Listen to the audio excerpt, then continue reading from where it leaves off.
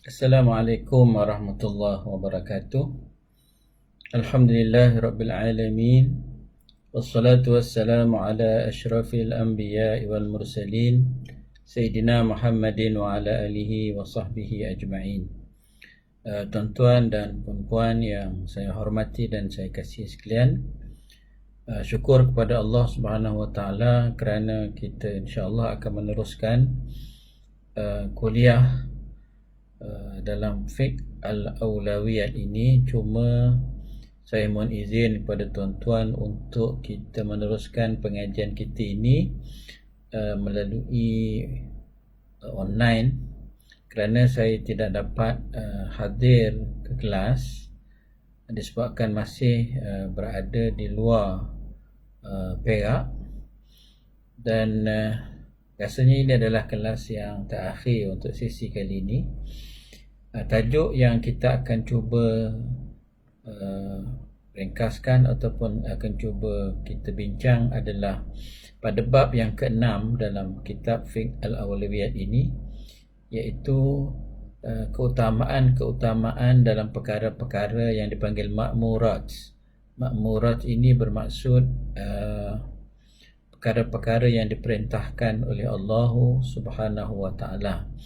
Kerana perkara-perkara yang diperintahkan oleh Allah Subhanahu wa taala itu pun ada banyak kategori, dan kita perlu menyusun dengan penyusunan yang betul supaya perintah-perintah Allah yang perlu diutamakan wajib kita utamakan, dan mana yang perlu untuk kita tolerate ataupun flexibility berlaku di situ, kita boleh melakukannya secara fleksibel. Jadi tuan-tuan sekalian, kita tengok apa yang Allah Subhanahu wa taala suruh itu dikategorikan pada kategori pertama. Ada yang dipanggil suruhan-suruhan yang lebih bersifat kepada usul ataupun asas pokok, dan ada juga suruhan-suruhan adalah bentuk cabang ataupun furu'. Jadi perkara yang pertama yang mesti untuk kita berikan perhatian sewajarnya adalah apabila berlaku suruhan-suruhan Allah dalam bentuk dipanggil dalam bentuk asas ataupun dalam bentuk usul, maka ia perlu diutamakan daripada suruhan-suruhan dalam bentuk cabang. Jadi maksudkan di sini ialah dikatakan perkara-perkara yang asas ataupun perkara-perkara yang usul itu adalah soal-soal akidah. Contohnya soal-soal mengenai rukun-rukun iman, percaya kepada Allah, percaya kepada Rasul, percaya pada malaikat, percaya kepada kitab, percaya pada hari akhirat dan sebagainya. Dalam buku ini disenaraikan beberapa dalil-dalil mengenai rukun-rukun iman itu.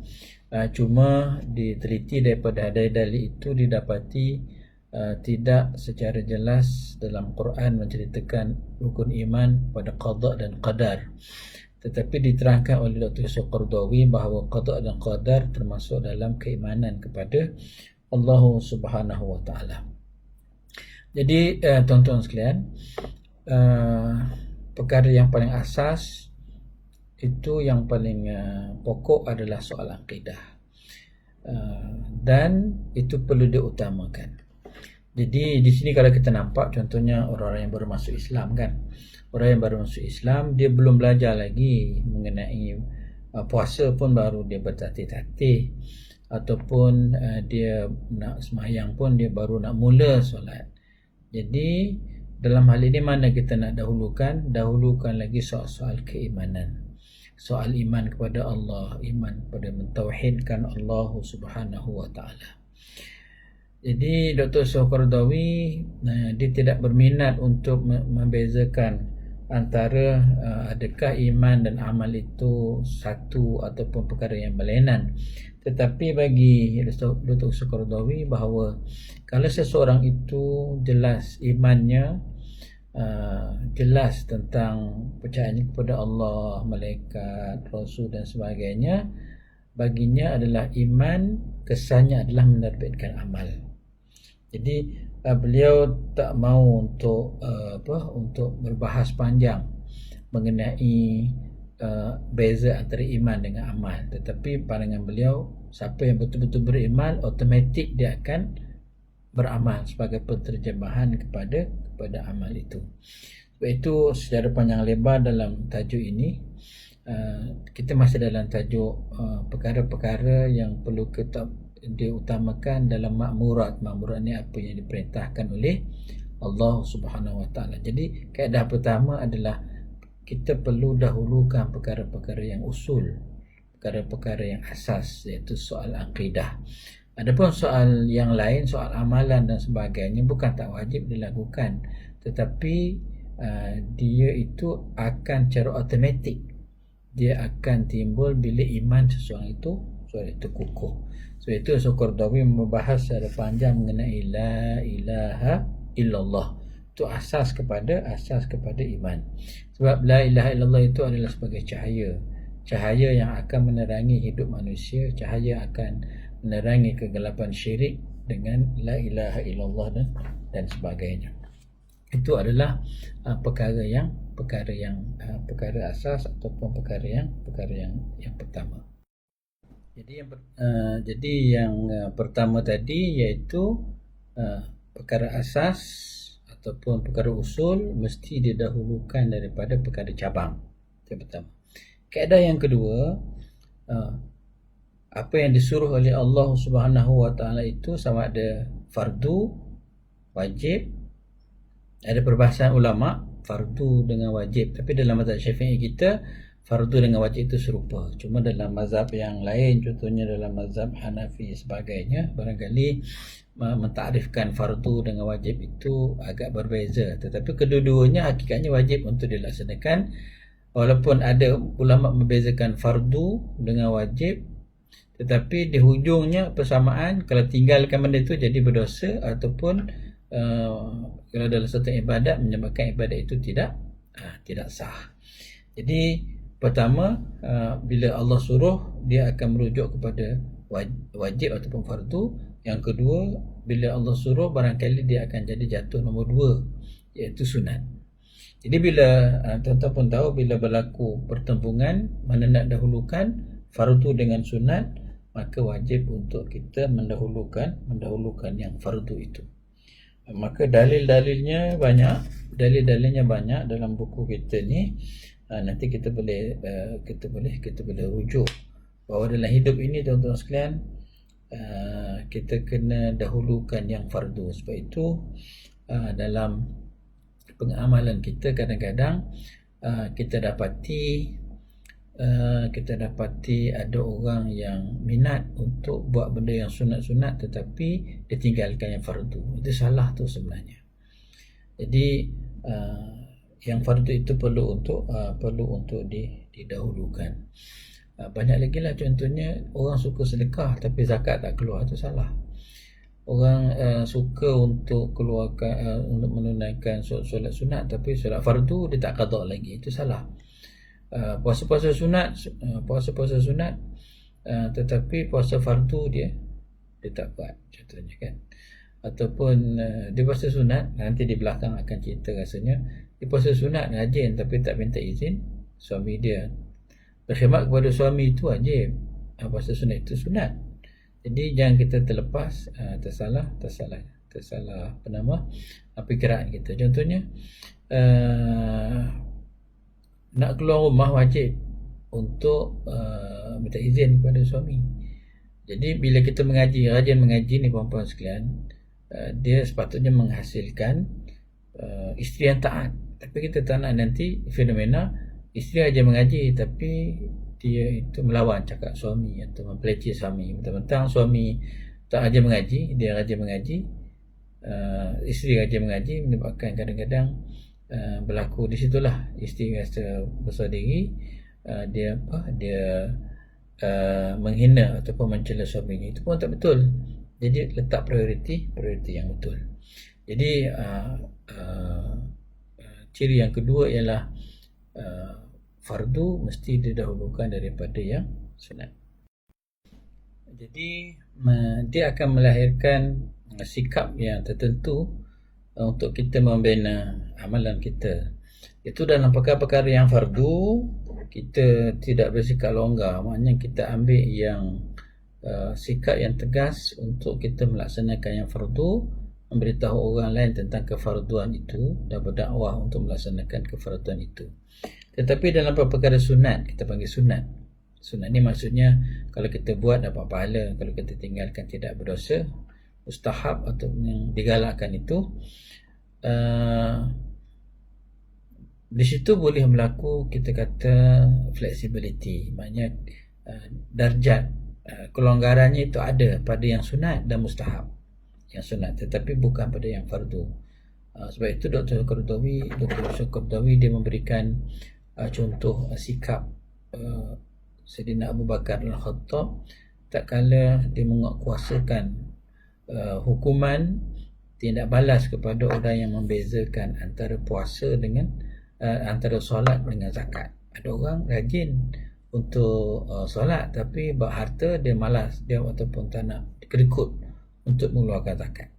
Perkara ini salah sehingga diperangi oleh Abu Bakar As-Siddiq. Maksudnya dalam perkara-perkara yang fardu kita bersifat tegas, tetapi dalam perkara yang sunat ataupun mustahab di sana ada flexibility. Maknanya ketegasan kita tidaklah satu darjat dengan ketegasan kita terhadap perkara-perkara yang fardu. Jadi ketika menimbang antara yang fardu dengan antara yang sunat, sudah tentu kita bersikap tegas kepada yang fardu, tetapi dalam perkara yang sunat kita agak fleksibel. Ada beberapa perkara yang menjadi dicontohkan oleh Qardawi tentang beberapa tindakan yang salah, fenomena mengutamakan sunnah dan melalaikan yang fardu. Contohnya adalah dia kata ada kes di mana orang tu rajin untuk solat malam, tahajud, bangun malam, tetapi besok dia pergi kerja dalam keadaan lemah, lunglai, tak bersemangat, sehingga tugas-tugasnya tidak dapat dilakukan dengan sebaik yang mungkin. Itu salah, kerana tugas dia untuk menyelesaikan masalah orang ramai itu adalah satu asas, satu kefarduan, dan dimakan gaji pun dengan pekerjaannya itu. Adapun perkara solat sunat pada waktu malam itu, dia adalah perkara yang sunat. Jadi kalau nak buat boleh, tapi jangan sampai dia mengganggu atau memberi kesan terhadap ibadat dalam bentuk kerja dia pada besok pagi. Begitu juga Dr. Yusuf Qardawi bagi contoh, orang yang suka puasa Isnin Khamis tu bagus, itu sunat. Tapi kalau menyebabkan dia merasa kepayahan, keletihan, khususnya di negara Arab dia ada waktu musim sejuk, musim panas. Kalau berpuasa sunat dalam musim panas itu satu cabaran tu. Kalau sekiranya dia rajin puasa sunat, asalnya bagus, tetapi bila menyebabkan dia tak dapat melaksanakan tugasnya dengan baik, tugas hakiki dia, tugas di pejabat, di sekolah, pensyarah sebagainya, maka tak kala itu dia sudah memilih prioritinya dengan prioriti yang salah. Seperti mana kes yang saya sebutkan tadi itulah, isteri yang rajin untuk puasa sunat sedangkan suami ada di rumah memerlukan khidmat dia dan sebagainya, maka sebab itu Islam menyuruh supaya isteri nak puasa sunat perlu untuk meminta izin suami. Begitu juga orang yang pergi haji, pergi umrah banyak kali, bahkan 4, 5, 6 kali, sedangkan jirannya itu tak cukup makan, ataupun saudara-saudara Islam yang lain di Somalia ke di mana sebagainya perlu kepada pertolongan, perlu senjata orang-orang Palestin. Sepatutnya prioritinya bukan begitu, menolong saudaranya yang kelaparan, menolong saudaranya untuk membela maruah adalah lebih wajib untuk dibantu dengan duitnya, bukan dia pergi umrah banyak kali, berulang kali, dan dia mengabaikan, melalaikan orang yang sepatutnya dia bantu. Gitu keadaannya. Di antara fenomena, contoh-contoh yang sangat praktikal yang kita nampak sehingga hari ini masyarakat kita salah meletak prioriti tak kala menjalani atau menjalankan makmurat, perkara yang disuruh oleh Allah Subhanahu Wa Taala. Begitu juga tuan-tuan sekalian, yang fardu itu pula ada keutamaannya, bukan fardu itu berada pada darjat yang sama. fardu itu tidak berada pada darjat yang sama, sehingga dalam beberapa keadaan kita perlu untuk mendahulukan fardu jenis yang macam mana. Jadi seperti mana yang kita tahu, fardu ada dua jenis, fardu ain dan fardu kifayah. Fardu ain ni maksudnya fardu yang wajib dilaksanakan pada ain, pada tiap-tiap orang, tiap-tiap individu. Solat, zakat. Ada juga di sana fardu yang diwajibkan kepada umat Islam, dipanggil fardu kifayah. Kalau sebahagian buat, yang lain itu boleh tinggalkan. Jadi dalam hal ini sudah tentu fardu ain itu perlu diutamakan, dan fardu kifayah tu kalau maknanya satu bidang ada orang lain yang buat, maksudnya gugur fardu kefarduan itu. Jadi fardu ain itu perlu untuk diutamakan. Jadi dalam masyarakat kita kadang-kadang dia untuk melengkapkan fardu kifayah, sehingga fardu ain dia diabaikan. Contohnya dia nak masyarakat itu pakar dalam satu bidang, tetapi pakar dalam bidang, contohnya dalam bidang sains ke, atau dalam bidang keuangan, bagus kan? Itu bagus, dan itu diperlukan oleh umat. Tetapi kalau fardu ainnya tak lepas ataupun tak selesai, sembahyang tak buat, kemudian rukun imannya pun tak dan tidak difahami dengan kadar yang munasabah, kalau dia jadi saintis yang nanti tidak kenal Tuhan, ataupun dia jadi ahli ekonomi yang mesra dengan riba, sedangkan riba itu termasuk juga mengkesani terhadap iman seseorang, seperti mana yang disebut dalam Al-Quran Al-Karim. Contohnya itu ketentuan fardu ain ke atas fardu kifayah itu. Contoh yang diberi oleh Dr. Yusuf Al-Qardawi itu mengenai pelaksanaan jihad. Contohnya pelaksanaan jihad contohnya adalah, kalau jihad itu ada dua jenis, dipanggil jihad tolak. Jihad tolak satu, kemudian dipanggil jihad, dia ada jihad tolak ini ofensif, maksudnya kita yang menyerang untuk sebarkan dakwah dan sebagainya. Satu lagi defensif ini maknanya orang lain yang menyerang. Jadi kalau selalunya jihad talab, kita yang nak menyerang, kita nak memulakan peperangan, itu selalunya dipanggil fardu kifayah. Kalau sebahagian boleh pergi, sebahagian lagi duduklah di ini. Tapi kalau di kota Madinah, kalau jihad defensif, orang akan menyerang kita, maka tiap-tiap orang akan mempertahankan Madinah itu sendiri. Jadi dalam banyak hadis bagaimana Nabi SAW, khususnya dalam jihad at-talab, jihad yang ofensif itu, beberapa kes Nabi SAW mendahulukan, kalau boleh yang nak berjihad itu selalu ditanya kepada mak lagi ke dan sebagainya, sebab berbakti kepada mak itu adalah wajib.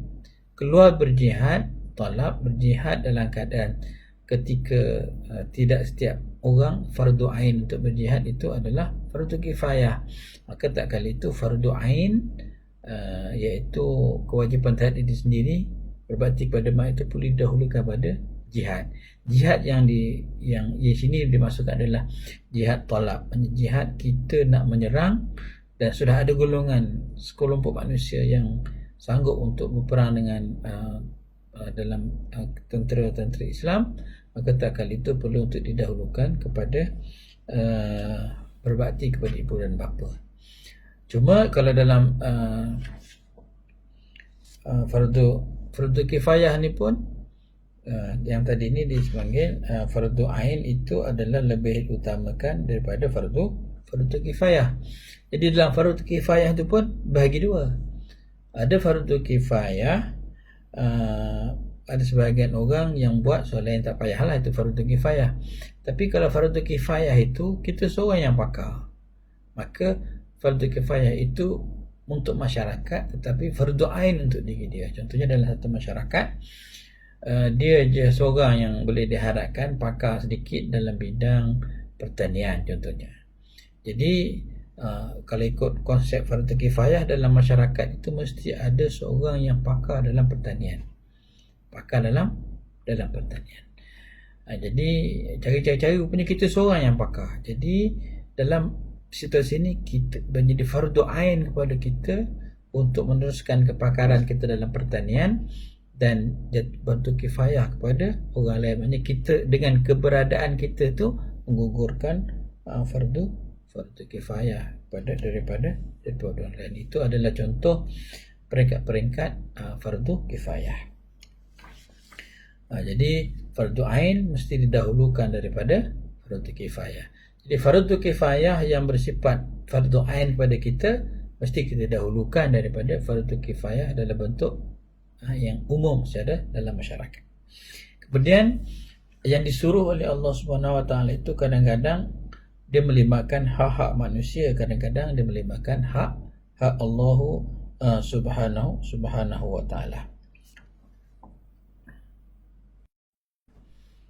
Dalam setengah situasi, tuan-tuan sekalian, bila kita interaksi dengan manusia, hati-hati ya, kadang-kadang dia melibatkan hak-hak manusia. Dia ada hak manusia dan ada hak-hak Allah Ta'ala. Jadi dalam setengah situasi, hak-hak manusia itu perlu untuk kita lunaskan dulu secara tuntas. Contoh supaya kita tak salah sangka, Nabi SAW menyebut dalam beberapa hadis betapa orang yang mati syahid itu tinggi kan dia punya kedudukan, tinggi kedudukannya. Semuanya akan diampuni oleh Allah Subhanahu Wa Taala kecuali ada satu dosa yang Allah tak ampun, iaitu dosa berhutang. Walaupun mati syahid tapi ada tuntutan hutang, ini menjadikan dirinya bermasalah nanti bila bertemu dengan Allah Ta'ala. Jadi dah hal ini ulama kata walaupun mati syahid itu adalah tinggi, tetapi bila bersangkut dengan tuntutan dia dengan manusia di dunia ni, dosa kepada manusia dia kena selesaikan. Itu yang disebut dalam oleh Dr. Qaradawi keutamaan hak manusia ke atas hak Allah Ta'ala. Jadi kalau semayang, kalau dulu-dulu dia tak mampu semayang ataupun sengaja tinggalkan semayang, berdosa besar. Namun kalau dia dah bertaubat, dia akan qada solat dia, mudah-mudahan dia terima oleh Allah Ta'ala. Itu hak Allah Ta'ala.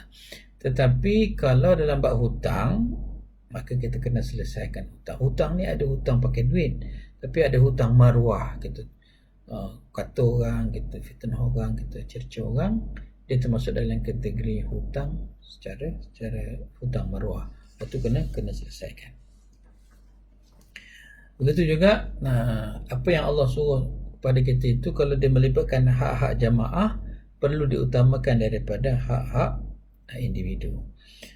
Contohnya tadi berjihad juga. Berjihad kita kata ada dua kan, jihad talab dengan jihad mempertahankan diri. Jihad talab ni jihad kita nak menyerang dulu. Jihad mempertahankan diri, kita nak mempertahankan diri. Jadi kalau sekiranya kita bagi contoh tadi, kalau dalam bentuk jihad talab, maknanya ada sebahagian yang nak keluar berjihad, kita ada mak, maka kalau ada pilihan kita perlu untuk mendahulukan berkhidmat kepada mak kita. Itu adalah jihad talab. Tapi kalau jihad defensif, hanya orang serang negara kita, setiap orang akan mempertahankan dirinya, maka dalam hal ini kita kena utamakan hak jemaah. Walaupun mak ketika itu kita perlu kepada hemat kita, tapi bila musuh masuk, kita kena berperang untuk melawan musuh. Sebab kalau kita menang berperang dengan musuh yang menyerang itu, yang akan selamat siapa? Orang lain dan juga mak kita. Tapi kalau sekiranya kita keluar berjihad, berkhidmat kepada mak kita dalam jihad defensif, kalau tentera kalah, yang akan musnah siapa? Kita dan mak kita. Jadi hal itu perlu untuk difahami dan dibezakan. Begitu juga keutamaan walak mengikut jemaah ke atas walak kepada individu ataupun kaum. Ini Qaradawi dia banyak mengulas mengenai asabiyah.